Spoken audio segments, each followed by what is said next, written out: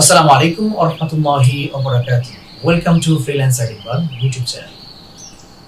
Dribble আজকে মাথা নষ্ট হওয়ার পর্যায়ে যে অবস্থা, ড্রিবলের যে অবস্থা, ড্রিবলের কথা যদি বলতে হয় আমি এভাবে বলবো যে ড্রিবলের মার্কেটটা পুরোটাই আমরা নষ্ট করে ফেলছি। আমরা যারা বাংলাদেশি ডিজাইনার আছি, অ্যাজ এ নিউ ডিজাইনার, তারা বুঝতে পারে না যে ড্রিবলের অ্যালগরিদম আসলে কিভাবে চলে, ড্রিবল কিভাবে কাজ করে, ড্রিবলে আমাদের কিভাবে কাজ করা উচিত, কোন ধরনের ডিজাইন ড্রিবলে পাবলিশ করা দরকার এবং কোন ধরনের ডিজাইন দিলে আমরা সেখান থেকে ফিডব্যাক পাবো, ক্লায়েন্ট পাবো। এই জিনিসগুলো আমাদের ম্যাক্সিমাম যারা নিউবি আছে তারা কিন্তু জানে না, বোঝে না। যখন কোনো সিনিয়র ডিজাইনার তাদেরকে বোঝাতে যায় তখন তারা মনে করে যে আমাদেরকে কি বলে ফ্রাস্ট্রেশনের মধ্যে ফেলে দিচ্ছে, তারা আমাদেরকে ভালো গাইডলাইন দিচ্ছে না, হিংসা করে। এই টাইপের কথাবার্তা যদি নিউবিরা চিন্তা করে তাহলে একেবারেই ভুল। কারণ ভাইয়া, চিন্তা করতে হবে যারা ওল্ড ডিজাইনার, যারা সিনিয়র ডিজাইনার আছে তারা কিন্তু ইনকাম করে, তাদের ইনকাম হিউজ ইনকাম। সো তোমাকে একটা আলতো ফালতো কথা বলে দিয়ে তোমাকে সে মন খারাপ করে দিবে এমন কোনো কথা বা কোনো এমন কোনো কাজ কোনো সিনিয়র ডিজাইনার কিন্তু কখনোই করে না। সেটা মাথায় রাখতে হবে।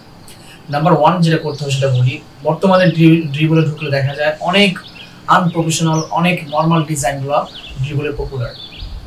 এখন যে যার ডিজাইনটা ড্রিবলে পপুলারে চলে যাচ্ছে সে কিন্তু মনে করছে যে আমার ডিজাইনটা পপুলারে চলে গিয়েছে, তাহলে তো আমি তো এখন ভালো ডিজাইনার হয়ে গিয়েছি। সো কে কেমন ভালো ডিজাইনার সে কথাটা এখানে বলবো। তো চলেন আগে ইন্ট্রো থেকে ঘুরে আসি।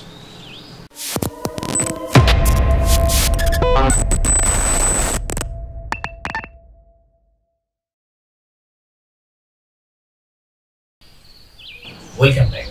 রাইট, আমার কথা যেখানে ছিল সেটা বলতেছিলাম যে কিভাবে নিউবি যারা ডিজাইনার আছেন ড্রিবলে কাজ করতেছে তারা নিজেদেরকে কিভাবে বড় ডিজাইনার মনে করে ফেলে, অনেক কিছু মনে করে ফেলে, অনেকজন কাজও পাচ্ছে।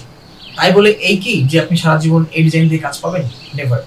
কেন পাবেন না? এটা আপনার ফ্রাস্ট্রেশনের মধ্যে ফেলছি না, আপনাকে অনুৎসাহিত করছি না, আপনাকে ছোট করছি না। আপনাদেরকে বলবো যারা নিউবি ডিজাইনাররা আছেন, নিউবি বলতে অনেক ডিজাইনার আছেন যারা পুরাতন ডিজাইনার, তারা ড্রিবল সম্পর্কে জানতো না, ইদানিং তারা ড্রিবল সম্পর্কে জানছে এবং তারা ড্রিবলে এসে কাজ করতেছে।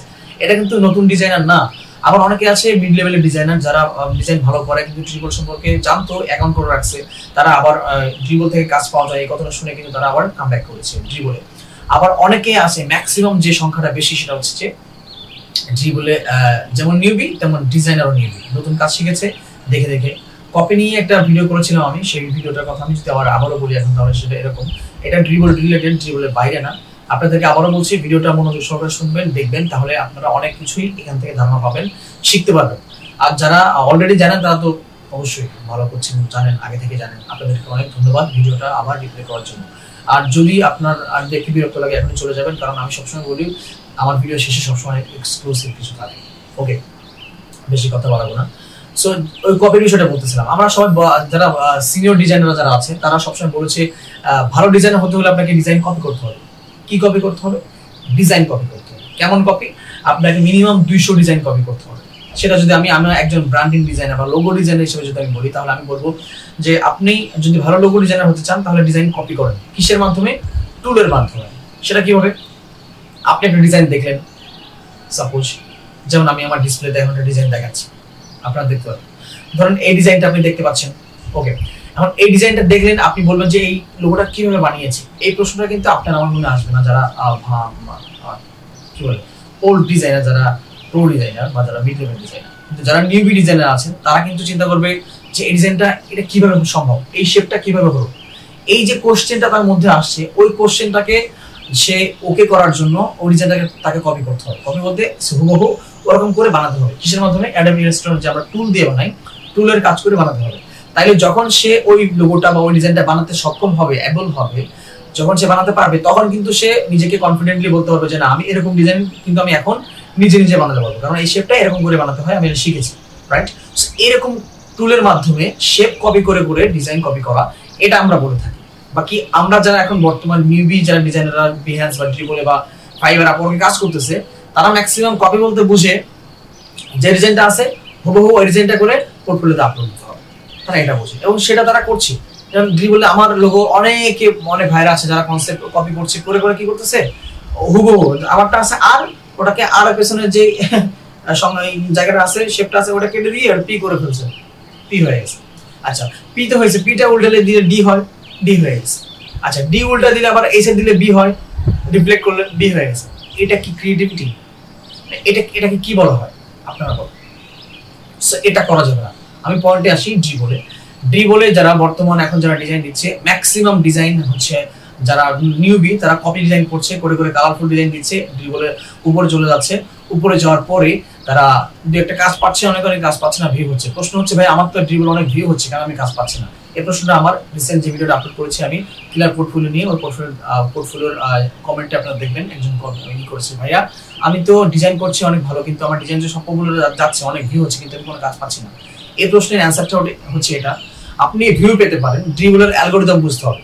ড্রিবলে যারা নর্মাল অ্যাকাউন্ট চালায়, যারা প্রো অ্যাকাউন্ট বা অ্যাকাউন্ট না বা প্রো বিজনেস অ্যাকাউন্ট না, তারা কিন্তু ভালো কাজ পায় না বা ওরকম পর্যায়ে যায় না।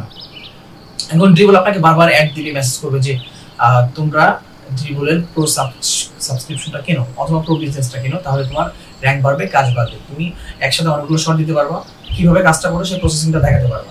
আর যদি নর্মাল অ্যাকাউন্ট হয় তাহলে যে কোনো একটা শট একভাবে দিতে হবে, ওই একটা পিকচারের মধ্যে আপনাকে বোঝাতে হবে আপনি কতটুকু ক্রিয়েটিভিটি আপনার মধ্যে আছে।